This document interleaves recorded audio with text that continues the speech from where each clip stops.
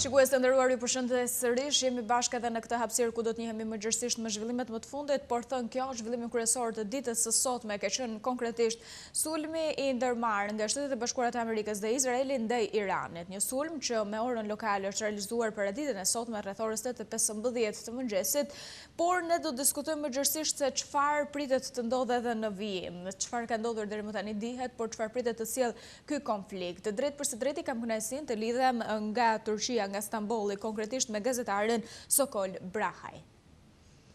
Përshëndetje dhe faleminderit që jeni sot me ne në këtë lidhje të drejtë për drejtë. Përshëndetje, është kënaqësi. Dalemi edhe tek mënyra se si po raportohet në Turqi ky sulm që ka ndërmarrë Izraeli ndaj Iranit, këto goditje dhe cili është narrativi dominues në mediat turke. Po media turke në fakt në përgjithësi apo shumica e tyre janë të orientuar nga Reuters dhe nga agjencitë perëndimore, por gjithashtu kanë edhe njerëz që raportojnë nga vende qoftë nga Irani, po ashtu edhe nga Izraeli. E shohim në dy pikpamje. Pamja është pika e parë është që tashmë ndolli ajo që u priste, pra tashmë jemi në luftë dhe filloi lufta dhe goditjet e Izraelit dhe kundër përgjigjet e Iranit, se si do shkojnë, ku do shkojnë aty dhe kurse është një pikpamje tjetër në median turke, e cila thekson që sikur nëse kthehemi para një muaji më prapa, Turqia insistonte që negociatat të bëheshin në Turqi, pra negociatat e paqes për uraniumin dhe për nuklearizmin e Iranit mes Amerikës dhe Iranit të bëhen në Turqi, por me sa duket Irani minutat e fundit e kthei timonin prapë dhe shkojnë në Oman, ku sipas mediave që këto janë pro-qeveritare turke, thonë që aty në fakt humbi Irani, sepse Omani nuk ka pas ndonjëherë në historinë e tij një forcë në tavolinën diplomatike, por sikur të ishte krye negociatorit në Turqia, në krye presidentin Erdogan apo dhe Hakan Fidani, do të ishte ndoshta do të kishim pas një fotografi krejt të ndryshme nga ajo që është, por tashmë si themi në shqip ka hyrë flaka dhe normalisht që duhet të shohim situatën këtu e Turqia. Mendohet se nëse do të kishte qenë krye negociator Erdogan për Turqia vet, do të kishte një ndryshim, nuk do të ndodhte kjo që ndodhi, nëse po e kuptoj qartë? Po, fiks qartë, po thua se në përgjithësi media turke, e cila është pro-qeveritare, këto kështu në këtë pikpamje e cilësojnë që sikur të ishte negociatat të u bëshin në Turqi dhe në krye negociator të ishte Turqia, pra presidenti Erdogan apo dhe Hakan Fidani, e gjithë kjo situatë mund mos të ishte kështu, pra mund të kishim një fotografi krejt të ndryshme nga kjo që është sot. Ka një reagim zyrtar të Ankaras për këtë sulm të ndërmarrë ditën e sotmen? Reagimet zyrtare janë shumë të vakta, sepse dihet që Turqia është aleate e NATO-s dhe është pro-amerikane dhe është detyruar të jetë në krahun e perëndimit, por në qenë po ka edhe Iranin, ka komshi ku e cila prej dekadash me radhë në fakt jo vetëm vitet e fundit, por edhe që në ardhën në qeveritë e presidentit Erdogan, qeverisë së tij kanë bërë vazhdimisht negociata që të zbutet regjimi i Iranit me vërtet një regjim shumë i ashpër për popullin e vet dhe ku ka mbar nga gjithë bota, normalisht që negociatat kanë qenë për ta zbutur këtë, por me sa duket Irani nuk e ka dëgjuar llafin të Turqisë në asnjë mënyrë, siç ishte edhe Saddam Husseini, po ashtu edhe Bashar al-Assadi, por në fund të fundit reagimet e Turqisë janë për mos për shkallëzimin e gjendjes aktuale në të gjithë rajonin, sepse siç dihet lideri suprem i Iranit ka thënë që nëse na sulmon Izraeli dhe Amerika, ne këtë luftë nuk do ta mbajmë vetëm brenda kufive të Izraelit dhe të Turqisë, por me të gjithë rajonin, ku nëse i shohim bombardimet e Iranit ditës së sotme, kemi pra 6-7 shtete të cilat janë bombarduar bazat amerikane që janë në rajon, po ashtu edhe Izraeli, por normalisht na duhet që të shohim dhe të jemi për mendimet zyrtare, sepse në situata të tilla, pra në gjendje lufte dhe në gjendje shkatërtare siç ndodhet tani, informacioni është shumë për të dëshiruar se sa është i saktë, po ashtu edhe propaganda bën të veten, ku nëse i shohim të dy anët, qoftë nga Teherani për qoftë dhe nga Tel Tel Avivi, më shumë janë për propagandë të dy anët, japin në televizorët e tyre apo në mediat e tyre, japin ato gjërat të cilat do të konsolidojnë popujt e tyre me regjimet e tyre. Pra, Netanyahu për vete dhe regjimi i Iranit për vete, por ajo që dihet, domethënë tashmë që nuk le dyshim dhe nga agjencitë kryesore të lajmeve, por edhe nga burimet që kam arritur të marr nga Irani, unë thuhet që po Izraeli ka bombarduar një shkollë Kalamaj, ku të minimumit të paktën janë 50 vajza të vogla, fëmijë të vegjël që kanë vdekur në atë, por normalisht vazhdojnë ende bombardimit, por se si dhe sa dhe ku, në të vërtetë informacionet janë shumë të ndryshme dhe edhe analiza mund të bëjmë, por se sa do të jenë të shëndoshta, kjo le për të dëshiruar, sepse më shumë se sa realitet, informacion real, kemi propagandë nga të dy anët. Po, dhe mbetet kjo ndoshta në vijim për të konfirmuar, sepse sigurisht ne jemi ende në informacionet të para thënë kjo, sepse nuk janë ende zyrtare. Ka pasur deklarata nga presidenti Erdogan, mesazhe që pritet të përcjell? Jo, ende nuk ka pasur dhe normalisht në trazirat të tilla apo në kaosë të tilla presidenti Erdogan ndjek një rrugë krejt ndryshe diplomatike e cila lëshon, si themi ne në Shqipëri, lëshon çunat e tij përpara që të flasin, pastaj në fund të fundit që taj mas një ditë, 2 apo 3 ditëve dhe të paktën ditën e sotme dhe të nesërmen, domethënë këtë fundjavë nuk presim që të kemi një deklaratë nga vetë presidenti Erdogan, sepse tashmë nuk duhet kërkun në ekranet të televizionit. Por sipas informacionit që është qoftë edhe nga burime zyrtare, por ashtu edhe nga kolegët tanë, presidenti Erdogan me gjithë ekipin e tij po bën të pamunduren për një tavolinë për vazhdimsi tavolinës diplomatike mes Amerikës dhe Iranit, por se sa do të jetë i suksesshëm tashmë që ka filluar zjarri, kjo le shumë për të dëshiruar, sepse gjithë strategjia e Amerikës dhe duke përdorur normalisht Izraelin apo edhe vetë Izraeli së bashku me Amerikën, janë që kanë programet e tyre shumë afatgjata dhe hap pas hapi vazhdojnë ende në të gjithë anët, kurse reagimet e Ankaras nuk do të kenë një ndikim domethënë për mos përshkallëzimin e kësaj ane, qoftë nga ana e Izraelit, por qoftë edhe nga ana e Teheranit edhe aleatëve në thojzat e Teheranit që është Rusia dhe Kina, domethënë përëndimet zyrtare të dyre janë shumë për të dëshiruar, kurse perëndimi ka qenë dhe sidomos edhe kryeministri jonë zoti Rama kanë qenë totalisht pro-Izraelit dhe qëllimeve të Izraelit, por normalisht ato shtetet që kanë pesh për deklarata, pra siç është Turqia, ende nuk kemi përëndime zyrtare, nga Moska shumë të vogla, po ashtu edhe nga Kina, kështu që me sa duket edhe Turqia, pra edhe presidenti Erdogan, po mendon shumë mirë që mos e bien mesh në asnjë anë, qoftë me Iranin, por qoftë edhe me SBA dhe Izraelin. Si mendon se do të mbetet Turqia, sipas këndvështrimit tënd, në çfarë pozicionimi mes këtij përshkallëzimit të ri mes Izraelit dhe Iranit? Cili do të jetë pozicioni që do të mbajë? Turqia në problemet rajonale, në fakt pikë të parë ka sovranitetin e vetë dhe në këtë kuptim ka 130 vite që nuk ka lëshuar fe, qoftë në Kipër, qoftë në Siri, qoftë në Irak, nuk ka lëshuar fe në këtë, por tashmë se si do të jetë mes asaj, por normalisht do të kuptuar që Turqia është anëtare e NATO-s dhe automatikisht është detyruar vetë në mbretën e NATO-s që të ndjeki rregullore dhe të ndjekin urdhën që bën NATO, pra që kërkon Amerika. Kurse problemet me Izraelin në thojza që kanë me sa duket janë më shumë për konsum të mrenshëm, qoftë qeveria turke për konsum të mrenshëm në Turqi, por ashtu edhe Izraelin ashtu, sepse nëse e shohim nga Izraeli, më ashtu si gjysma e popullsisë e Izraelit janë shtetas turk, ku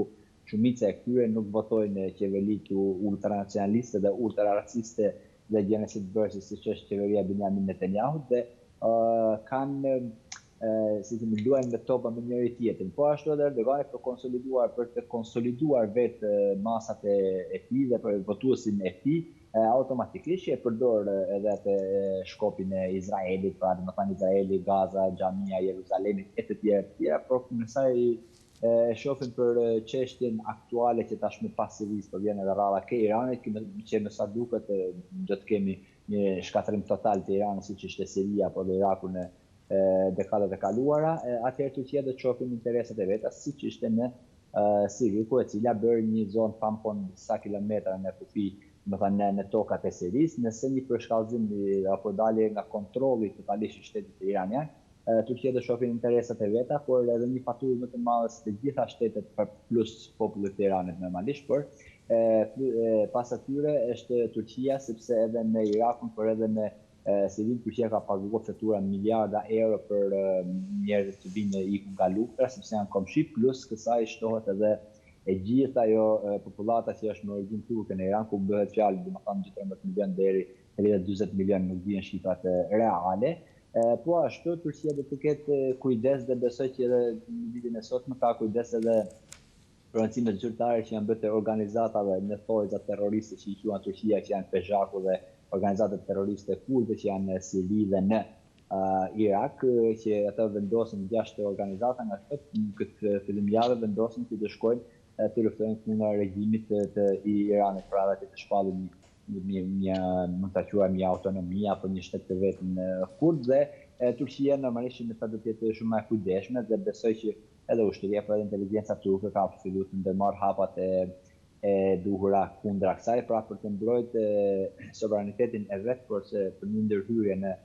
Iran apo në ashtu normalisht Turqia nuk e ka bërë me asnjë shtet, edhe pse të gjitha shtetet për rreth kanë pas kaos dhe lufta të tilla. Thënë kjo, ose bërë kjo analizë, mendoni ose jo se Turqia do të luajë rolin e ndërmjetësuesit siç ka bërë edhe në situata të tjera rajonale? Apo Turqia në fakt këtë e ka treguar prej dekadash me radhë, e ka luajtur rolin, por këtë mund të debatojmë ose mund të shohim me pikpyetje se sa forcë ka Turqia të vendosë në tavolinat e diplomacisë. Pra për shembull, nëse marrim shembullin në Gaza, asnjë gjë. Pra Turqia shkoi firmos aty me Trumpin së bashku me Iranin dhe të tjerët, dhe çfarë u bë Gaza, asnjë gjë, ende vazhdojnë genocidet, ende vazhdojnë. Pasi biles kemi një kolonizim edhe shumë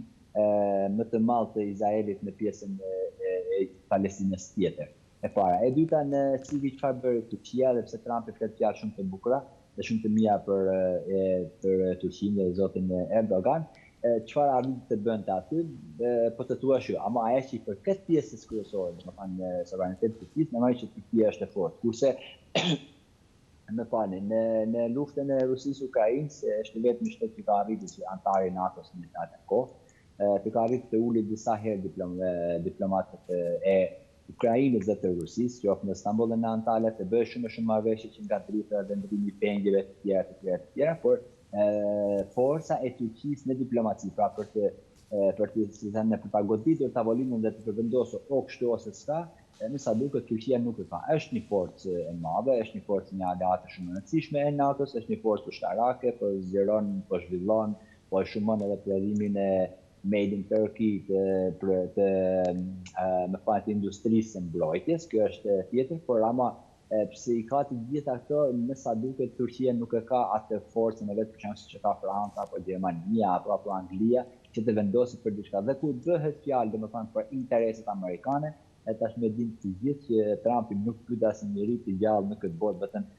çfarë do të bëjë vetë dhe e bën. Por normalisht që Turqia do të jetë është dhe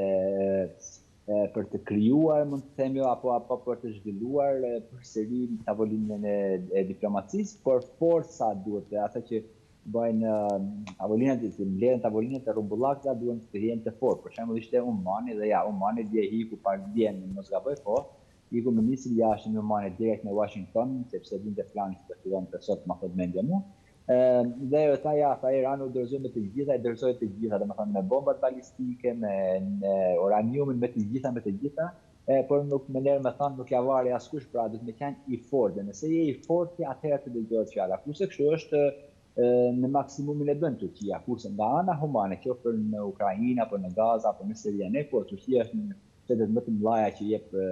ndihma humanitare, por ama forca e diplomacisë, domethënë vendosmëria për forcë në diplomaci, Turqia duket që ka shumë të dobët. Si pritet të ndikojë kjo situatë, ky konflikt në marrëdhëniet mes Turqisë dhe Izraelit, që duhet përmendur dhe duhet pranuar se nuk kanë qenë të pakta rastet kur kanë pasur tensione mes njëri tjetrit? Apo kanë pasur tensione, në fakt, por nëse referohemi vetëm të dy vitet e gjysmë të fundit në gjenocidin që bëri Izraeli në Gaza, në fakt Turqia ka bërë një marrëveshje në Azerbajxhan, kjo është lënë pak edhe në një ndoshta nga media globale që nuk do të kenë konfrontim mes forcave izraelite dhe turke. Pra bëhet fjalë për nesërinë, në fakt sepse në Gaza Turqia nuk mundet të shkojë sepse nuk ka aq forca të shkojë nga Izraeli në Gaza. Nga ana humanitare po, nga ana e forcës ushtarake nuk e kam sa duket dhe çfarë ndikimi do të ketë në fakt Izraeli po arrin të marrë para të gjithë ato që Ankaraja i quajë që janë forca turke, janë shtete turke, siç është Azerbajxhani, ata janë turk normalisht Azerbajxhanit, Kazakistani, Turkmenistani, të gjitha këto shtete janë totalisht të orientuara nga Tel Avivi, e cila me forcën e lobit të Tel Avivit kanë arritur që disa nga këto shtete të firmosin edhe marrëveshjen e Abrahamit. Pra totalisht edhe ujiti, edhe gazi, edhe karburantit e Azerbajxhanit kalojnë për Turqi dhe shkojnë në Izrael. Pra të gjitha ato që i shohim në media apo në prononcime zyrtare, qoftë të Benjamin Netanyahu apo dhe të presidenti Recep Tayyip Erdogan, duke që janë romantike sepse realiteti krejt ndryshe sepse nuk kanë asnjë interes nga njëri tjetrit. Për shembull, në Siri, edhe Turqisë, edhe Izraelit i konvenon që të jetë një shtet shumë i dobët. Po ashtu edhe në Irak, po ashtu edhe në Irak. Dhe kjo pavarësisht se nga ana në thojza teologjike që unë sokon nuk besoj që një lider i shtetit të ketë besim në Zot apo të veprojë sipas teologjisë, por përdor për konsum të mrenshëm dhe për të arritur atë që dëshiron vetë ndoshta si person apo si qeveri. Kështu që marrëdhëniet turko-izraelite nuk do të kenë ndonjë përshkallëzim, sepse do të thënë edhe kjo që Turqia është aleati më i rëndësishëm i NATO-s në rajon dhe Izraeli është tamam prindi, është fëmia i babës të gjithë kësaj NATO. Pra kështu që më shumë përdoren për të vetat, domethënë kështu, dhe Turqia në fakt tani që ne po presim, pra në thojze që po presim që të jetë më influencuese në të gjitha rajonin deri në Oman, në Somali e andej, nga forca e konkurrencës mes Izraelit se kush jetë më influencues, tash me këto vitet e fundit duket që Izraeli po del më fitimtar, për shembull qoftë në vendet arabe, të cilat po afrohen me marrëveshjen e Abrahamit dhe shtetet turke në thojza, ishit Republikat e Bashkimit Sovjetike turke, pra këtë bëhet fjalë për Kazakistanin, po ashtu edhe Azerbajxhani dihet shumë mirë që Aliyevi ka marrëdhënie shumë të mira me Tel Avivin sesa me Ankara. Ka një shqetësim në Turqi për një destabilizim më të gjerë në lindjen e mesme? Apo kjo është frika e Turqisë, është frika dhe popullit turq, se në vërtet të 10 vitet e fundit kanë përjetuar në mënyrë dramatike edhe për shkallëzimin e pjesës së Sirisë, ku cila miliona sirianë kanë ardhur në Turqi. Kjo dihet që Turqia nuk ka forcën ekonomike si Italia apo si Austria apo si Spanja, dhe pse Bashkimi Evropian kanë premtuar që do t'i jepshin ndihma me miliarda euro se pas kanë bërë një marrëveshje për rikthtimin e klandestinëve që dalin shkojnë pa leje pra nena, Turqia arriti të merrte konsiderim rrapa dhe ende vazhdon edhe sot, por ndihmat e Europës janë shumë të pakta, ku Turqia paguajt një faturë jashtë totalisht e madhe, ku ende vazhdon ta paguajë sepse deri më tani, edhe pse bëhet fjalë për miliona sirianë që janë në Turqi, deri më tani janë kthyer 600.000 në ashtu, ende vazhdojnë të jetë në Turqi, ku të gjitha ndihmat sociale, spitale, shkollat janë falas për të, dhe kjo është normal me të drejtën ndërkombëtare, por një përshkallëzim i tjetër në Iran që është sa herë më e madhe sa Turqia, ku edhe aty është një gjë plus pasaj që i shton dozën në kësaj është, siç e thash pak më parë, që në Iran bëhet fjalë që të kemi miliona shtetas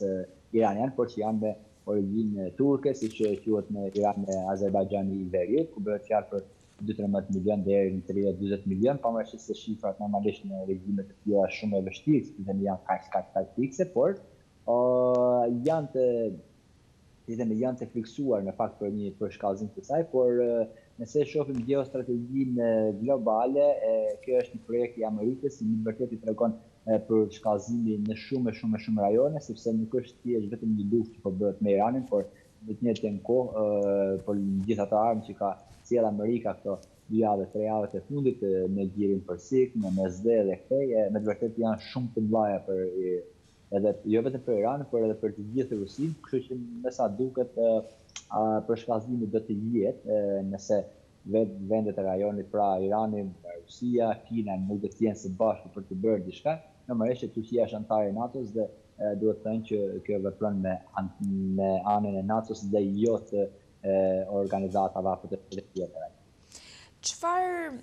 ndikimi mund të ketë ose pasoje mund të ketë kjo për sigurinë në rajon, duke përmendur edhe theksuar këtu faktin sidomos me Irakun apo edhe me Sirinë, që Turqia ka interesa të drejtpërdrejta, direkte? Po, një përshkallëzim i gjendjes, pra si mund të përshkallëzojmë. Kjo nëse Irani me të vërtet nuk është ajo gjutja që ishte para qatë muajve në luftën e dimnjëtore qershore të kaluar, nëse Irani me të vërtet është i fortë, pra ka ato bombat atomike dhe të gjitha të fjalimet në thojë dhe deri tani janë romantik, por të shohim në praktikë tashmë,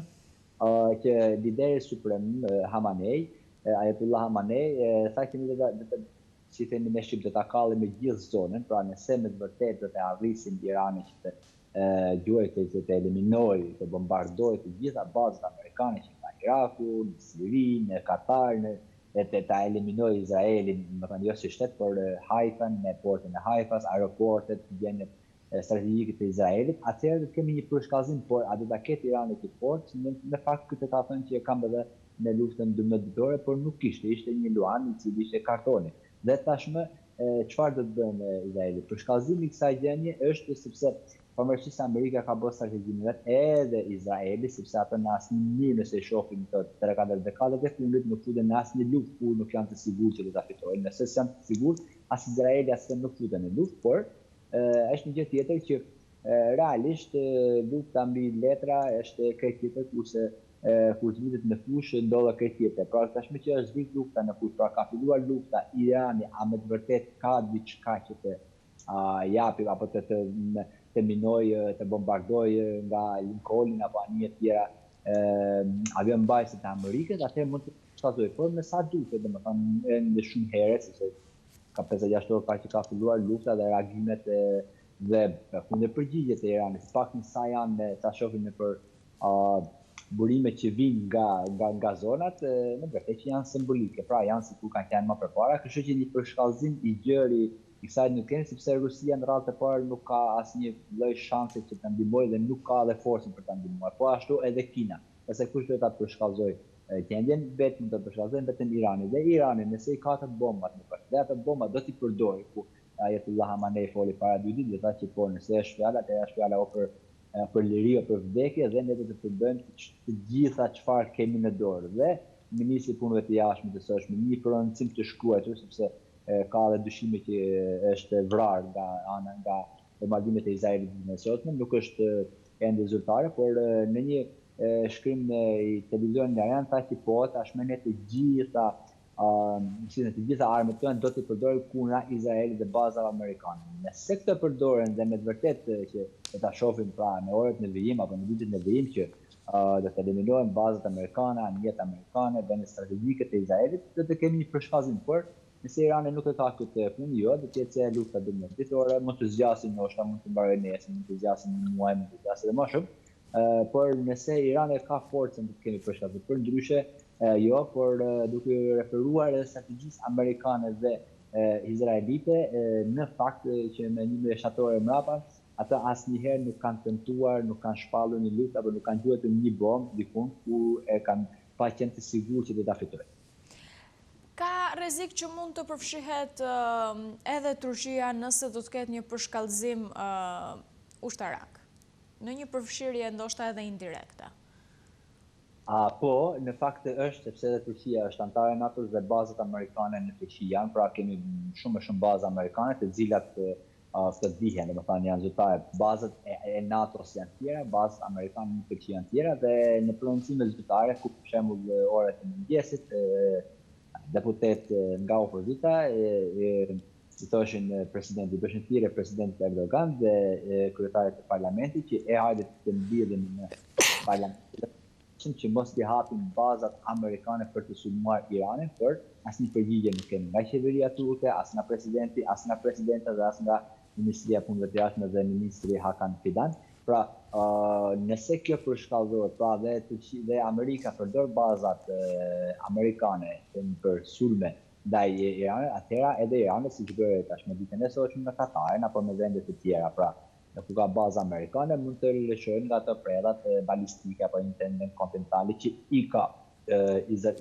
Irani. Por nëse jo, pra nëse duke përdor baza ashtu, mendoj që nuk do të ketë nuk do të ketë një ndërhyrje turko-iraniane, sepse nëse mund të ketë një konfrontim edhe mes Turqisë dhe Iranit, atëherë kjo jep një kapitolim edhe si shtet Iranit në atë të memu, sepse atë hyn në lojë pastaj jo vetëm Amerika, por gjithë NATO, sepse është antare e NATO-s dhe eliminohet edhe si shtet Iranit, por më masanej mund të kemi edhe atë luftën me të vërtetë që thuhet që do të fillojnë lufta e tretë, por lufta ende vazhdon. Kurse në të kundërtën është e pamundur, plus të thënë edhe kjo që presidenti aktual i Iranit, nëse ende është gjallë, se është sulmuar nga bombardimet izraelite, kështu është për Benjamin Netanyahu, po ashtu edhe lideri suprem Ayatollah Khamenei, të dy janë me origjinë turke dhe në familjet e tyre, në shtëpitë e tyre flasin turqisht. Pra, marrëdhëniet Teheran-Ankara janë shumë edhe më humane se sa janë dy marrëdhënie ndërshtëtorë, kështu që një problem mes Turqisë dhe Iranit jo, por nëse siç e thash pak më parë, Amerika përdor bazat ushtarake të veta që ka në Turqi për përmbajtur, atëherë dhe Irani ndërpërgjigjet, pastaj do të kemi përshkallëzim jashtë masës të pa imagjinuar dhe të pa logjikuar se ku mund shkojë fatura e një përshkallëzimi të tillë. Dalimi shumë pak edhe tek ndoshta ndikimi që do të ketë në ekonominë turke. Si reagojnë tregjet? Ka ndikim në ekonomi, ka ndikim në kursin e lirës, pse jo, ndoshta edhe në bursë? Do të ketë në vijim, se tani sigurisht është shumë herët. Jo, e kanë, sepse humbja e vlerës së lirës kundrejt valutës është e përditshme dhe unë e pash edhe para se të pjedhem edhe me ju, se sa ka reaguar tek 6-7 cent, më thënë, ka vlera e lirës kundrejt euros apo edhe dollarit. Këtë ndikojnë, kurse floriri, po floriri tashmë në orët e mëngjesit edhe pse bursat ndërkombëtare apo të thuash të gjitha janë të mbyllura, po patjetër që ka një rol dhe është në ngritje, pra floriri është në ngritje, po ashtu do të presim të hënën të hapen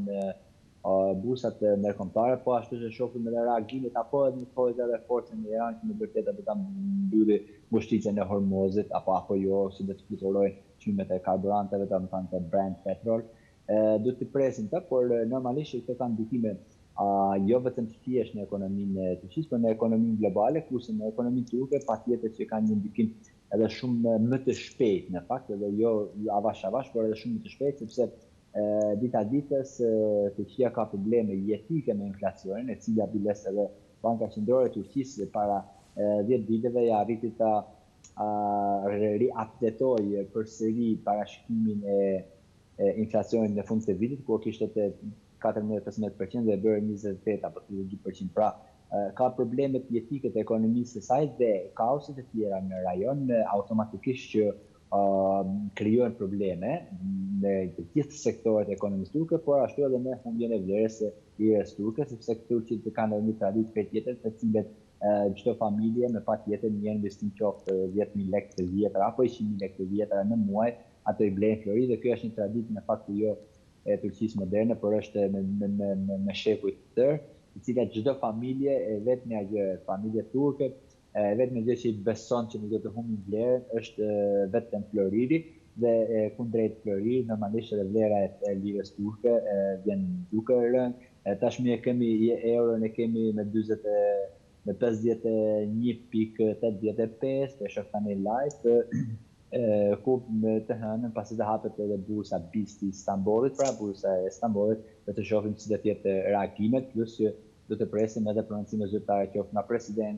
presidenti apo nga presidenta që të thotë që çdo gjë është nën kontroll.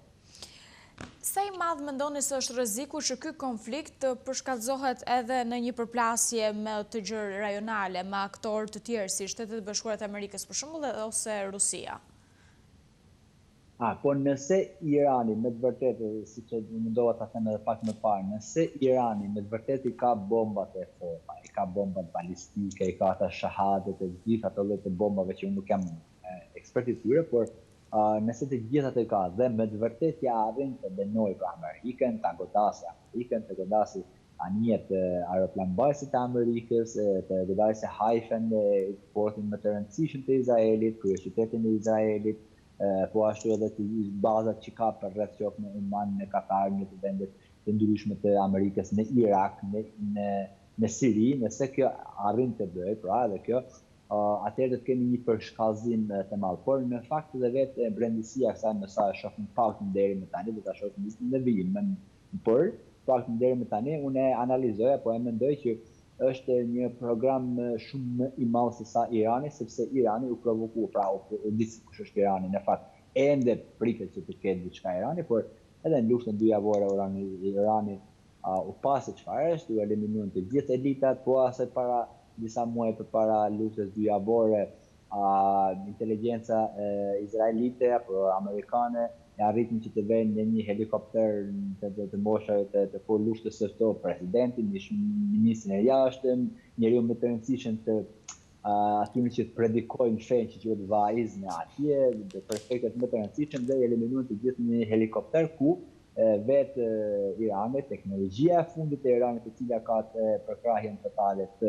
Rusisë, teknologjisë ruse, të Kinës dhe teknologjisë kineze, nuk arritën ta gjejnë dot edhe helikopterin brenda shtetit të tyre. Pra nëse Irani është i fortë, pra nëse e ka atë forcë, por nuk e ka përdorur, sepse siç dihet edhe Irani ka një strategji, sepse thuhet që shahin e ka shkruar Irani, por nëse atë arrin ta bëj ushtarin, ta bëj mbret dhe ta bëj shahmat Amerikën, atëherë po do të kemi një përshkallëzim shumë më të madh, pra do të kemi Rusin brenda, do të kemi Indin brenda, do të kemi Kinën brenda, por me sa duket Irani këtë forcë nuk e ka, ose të paktën deri tani nuk e ka përdorur, por siç e thash pak më parë, mendoj që Izraeli dhe Amerika nuk hullin një gur kur pa e di që e kanë të sigurt që e kanë fituar, dhe këtë e kanë edhe nga bashkëpunëtorët nga brenda të Iranit, ku pavarësisht se nëse e shohim nga rajoni, për shembull, burimet e rajonit apo vetë nga djenja, ato janë në hap sepse janë bomba që fitohen sipër kokave të tyre, por një regjim gjakatar i cili e ka quar një popull, domethënë që është në vendi i dytë në mos gaboj, apo i treti më i pasur me karburantën, është Irani, të jetë në këtë gjendje ku njerëzit në të vërtetë nuk kanë të hanë bukë, përgjegjësinë e ka domethënë vetë shteti i tyre, por përshkallëzimi i kësaj të jetë Rusia vetëm nëse ka forcën, por kjo nuk duket që ka aq forcë Irani sa që të ashtu, sepse Rusia e shohim pronësimet zyrtare tashmë të Rusisë janë shumë të dobta, janë shumë të vogla, edhe biles ndoshta edhe Putini e Jinpingu i Kinës mos po presin se po vjen Trumpi po na merr sikur mori Madurën. Pra Amerika ka bërë një strategji krejt tjetër që o me forcë o pa forcë, o me dashuri ose me zor do të vish tek kundërt, pra dhe kjo nëse i referohemi sidomos me pandeminë në vitet e sotme, Amerika dhe gjitha i ka arritur tim marrë kështu. Rusia pse të futet Rusia me Iranin nuk është e nevojshme, sepse Rusia zaten e kanë futur një çorë sokak me Ukrainën atje, pra të njëjtën rasë, njëjtën kopë, njëjtën fetë, njëjtën sekt fetar biles, dhe nuk po del dot, domethënë nga aty. Kina ka hallet e vetes se gjitha portet apo investimet që ka bërë që në 2005 e këtej, pra 20 vite që ka bërë nëpër portet e botës, po të thoshte gjitha tashmë ja mori Amerika, po ashtu edhe investimet në Kaukazin ja mori Amerika, investimet ruse dhe kineze, pra që nga korridori i Zengëzurit e mori totalisht Armeninë, Kazakistanin, Azerbajxhanin, Turkmenistanin, Pakistani, Afganistani, dihet tashmë ditën e pardjeshme që filluan luftë së bashku, edhe kështu që interesat apo edhe vetë forca e Kinës dhe e Rusisë nuk është për të dalë në zot Iranit. Qartë, për ta përmbyllur, nga gjitha informacionet që edhe ju keni në terren, cili është skenari më i mundshëm për orët dhe ditët në vijim? Çfarë duhet të përgatitemi të dimë? Ne du të dimë në radhë parë që kjo është një interes amerikan dhe është një strategji amerikane, është cila në pikmeni dhe më thonë është afatgjate, nuk është për një ditë. E para, e dyta, këto strategji amerikane kemi pa dhe më thonë që nga tojnë bi e të gjithë strategët e diplomasisë Amerikës, e cila kanë sistem dhe jo për që pavarësisht se ne shqiptarët, apo të ushit, në mësuar të themi që e lideri jonë, dhe a i bënë çfarë të dojnë, heqë cilë bënë në një, se bënë cilë bënë këtë, kurse Amerika ka sistem dhe aty Trumpit me qenë aprodon me qenë vëndi, ka disa gjëra që i ka në dorën e vetë, por sistemin e jashtëm dhe të rëndësishëm për Amerikën nuk e përdos një presidente. Pra nëse referon për shembull dhe fjalimit të Trumpit që e mbajti sot për nga ne ose në mesnatën e atyre atje,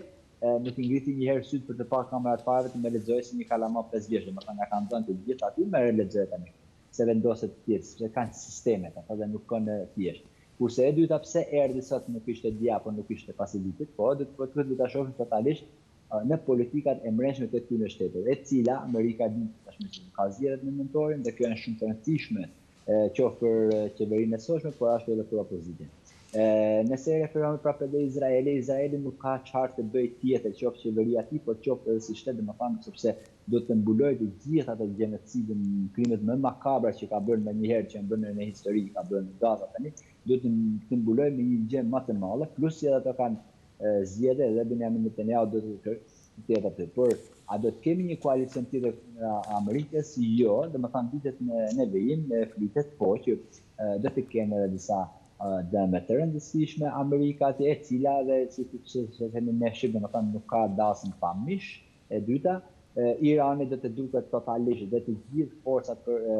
kundra perëndimore, pra forca e Rusisë, e Kinës, e të gjitha që janë me Iranin, pra siç ishin me Maduron. Do të shohim sa të fortë janë dhe në këtë aspekt nuk pritet që të kemi, por normalisht tashmë sa ka filluar lufta, nëse kemi forcën e Iranit në thojza e që thuhet që është i fortë Irani, mbas ne kjo pasuri do të ndrojmë dhe me të vërtetë që do të kemi një përshkallëzim total, por unë jam tek ai mendimi që Amerika dhe Izraeli nuk e humbin kund një plumb pa qenë të sigurt që do ta fitojnë, sepse inteligjenca e Amerikës me të vërtetë jo vetëm në tokë, por edhe në ajër është domethënë më e mira e të gjithë historisë mes. Qartë, ju falenderoj shumë për kohën dhe opinionet tuaja, ishte një kënaqësi që bëm këtë bisedë bashkë.